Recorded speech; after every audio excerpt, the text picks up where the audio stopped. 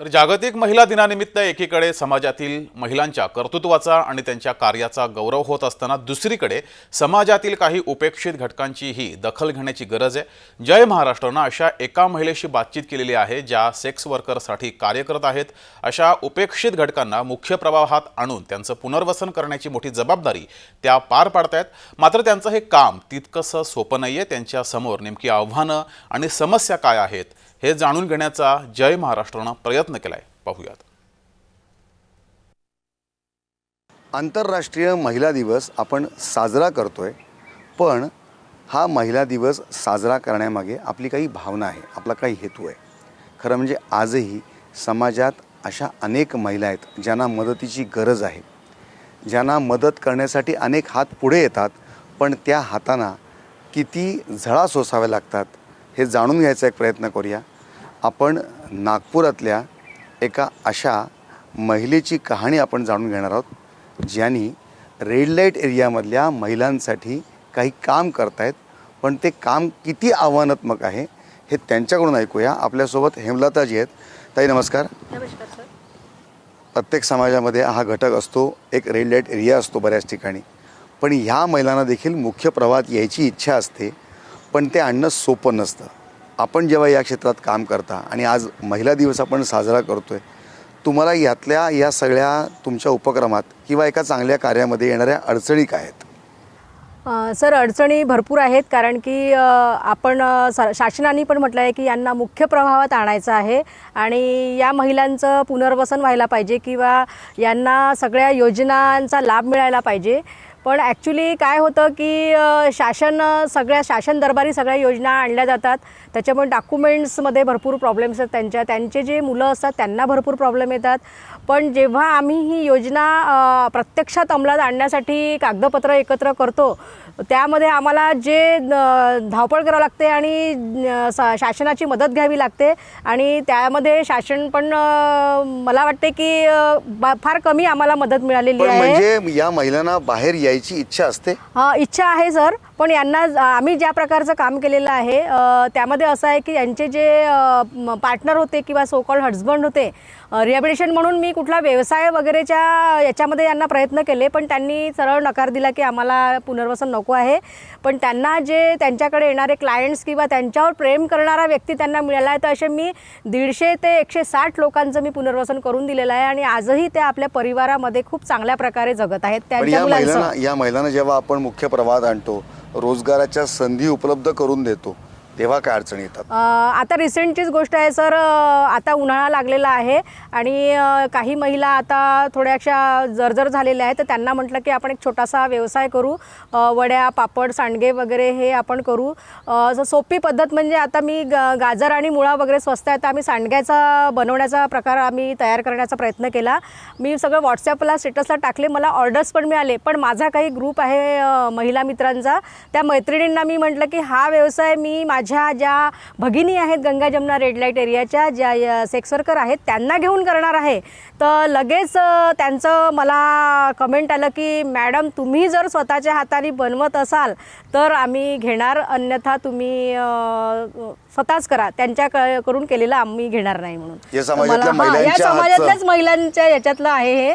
आता रिसेंटचं म्हणजे 8-10 दिवस महिला असून देखील अशा महिलांच्या हातचं अन्न खायला तयार नाही आहेत, तर हे खूप म्हणजे वाईट वाटलं मला आणि त्याच्यामुळे थोडंसं नर्वस पण झाली मी, पण म्हटलं चला आपण प्रयत्न करायला काही हरकत नाही आहे। जेव्हा तुम्ही अशा प्रकारे अनेकदा रेस्क्यू ऑपरेशन करता तेव्हा तुम्हाला काय अडचणी येतात? जसं आम्ही आता तिथे एरियामध्ये लहान मुली आल्या आहे वगैरे असं बोलल्या जातं, कारण की रेस्क्यू ऑपरेशन म्हणजे आमच्या इथे इतर संस्था पण काम करणार आहे, पोलीस विभाग पण आहे, त्यांना पण माहिती मिळाली राहते किंवा कुठून तरी मुलगी पळून आलेली आहे, कुणाच्या मुली गायब झालेल्या आहे, कुठली महिला इकडे तिकडे निघून गेलेली आहे, तर अशा महिलांचा मुलींचा शोध प्रथमतः गंगा जमुना रेड लाईट आणि रेड लाईटसारख्या एरियामध्ये प्रथम घेण्यात येतो।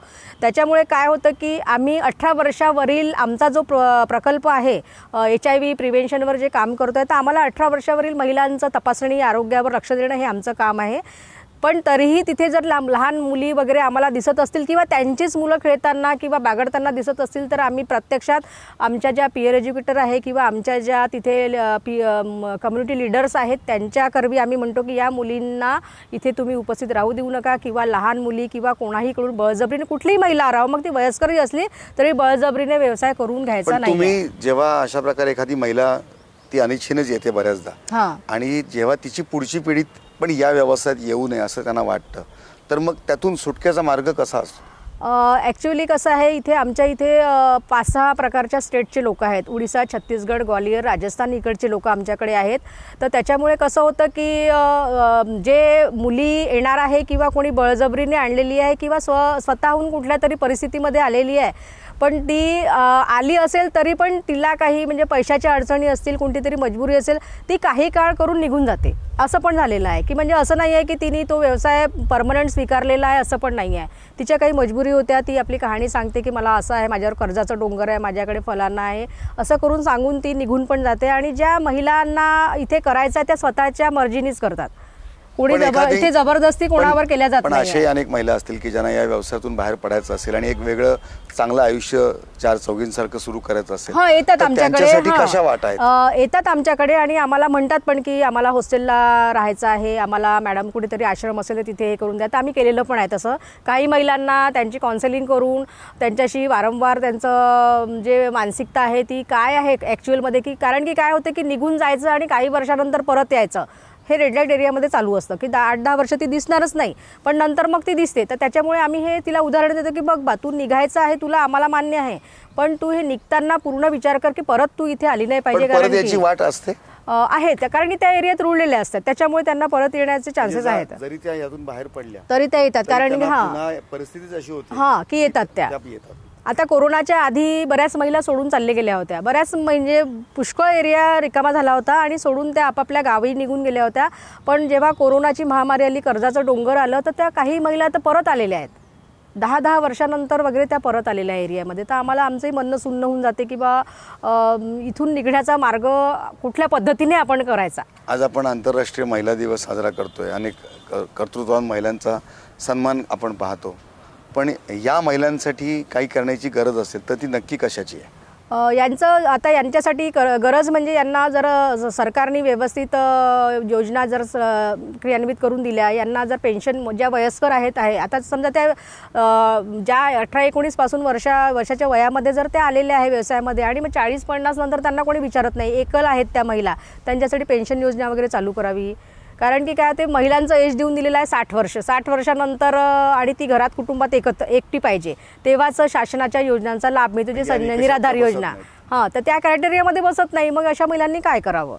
आजारी होऊन जातात. तर बऱ्याच महिलांना आम्ही देणग्या एकत्र करून कॅन्सर झालेला आहे तर त्यांना आम्ही मोठ्या मोठ्या संस्था ज्या आहेत की वृद्धांसाठी कार्य करतात तिथे पैसे भरून आम्ही त्यांना टाकलेलं आहे. आरोग्याचा देखील प्रश्न असतो. आरोग्याचा प्रश्न तर भरपूर आहे यांचा आणि एकल म्हणजे परिवाराला सोडून या बऱ्याच महिला एकट्या राहत आहेत. त्याच्यामुळे कसं होतं की त्यांच्याकडे काय करायचं आम्ही म्हणजे सांगतो ना त्यांचं निधन झालं तर त्यांच्या निधनाचं पूर्ण आम्ही केलेलं आहे संस्थेने किंवा आमच्या स्टाफने वगैरे मिळून आम्ही त्यांच्या मुलं पण एकटे झालेले आहेत. शासनाच्या अनेक योजना आहेत लाडकी बहीण सारख्या योजना आहेत पण ह्या ज्या बहिणी आहेत यांना बहीण अर्थात कोण म्हणत नाही पण ह्या अशा महिलांसाठी शासनाने कोणती अशी योजना सुरू करावी या माध्यमातून तुम्ही सांगू शकता? माझं म्हणणं आहे की त्यांचं घराचं म्हणजे मुलांच्याकडे लक्ष दिलं गेलं पाहिजे कारण की वारंवार रेट पडते त्याच्यामुळे मुलांचं शिक्षण सुटत आहे. मग मुलांचं शिक्षण सुटलं की ह्या इकडे तिकडे सैरावैरा या सिटीतून त्या सिटीमध्ये जातात आणि पूर्ण परिवार त्यांचा विस्कळीत होऊन जातो आणि पुढे मागे मग ह्यांचीच मुलं मोठे होऊन शेवटी हतबल होऊन जातात आणि येण्याचे चान्सेस जास्त आहे याच व्यवसायामध्ये.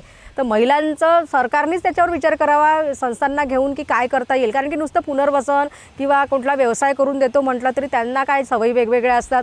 त्यांना त्या ज्या रुटीनमध्ये राहतात त्यांच्यामुळे कसं होतं की त्यांच्या पूर्ण जे जीवनमान आहे त्यांचं वेगळं आहे. आपल्या ज्या घरगुती स्त्रिया आहे किंवा नोकरी करणाऱ्या स्त्रिया आहे त्यांच्यापेक्षा फार वेगळं आहे. त्याच्यामुळे त्यांच्या काय आहे त्यांच्याशीच बोलून आपल्याला चर्चा करून करावं लागेल. त्यांना बसवून करावं लागेल की तुम्हाला काय हवं आहे म्हणून. कारण की मी जर एखादा प्लॅन सांगेल आणि ते त्यांना नाही पटलं सरकारने आता बरेच प्लॅन काढलेले आहेत योजना काढलेल्या आहेत पण ते त्यांना न पटण्यासारखे आहेत ना. मग न पटण्यासारखे असल्यामुळे त्यांनाच बसवून त्यांच्यातल्या ज्या वयस्कर महिला आहेत, तुम्हाला काय हवं आहे, तुम्हाला काय पाहिजे आहे, तुम्हाला कशा प्रकारचं जीवन जगायचं आहे, हे त्यांच्याशी चर्चा करून आपल्याला करता येईल ते. नक्कीच जय महाराष्ट्राशी आपण संवाद साधलात आणि खरं म्हणजे आमचा उद्देश हाच आहे की हा कार्यक्रम बनणाऱ्या शासनातल्या प्रतिनिधींनी गरज काय आहे हे ओळखून जर पावलं उचलली तरच ह्या समस्येवर काही प्रमाणात उपाय निघू शकतो.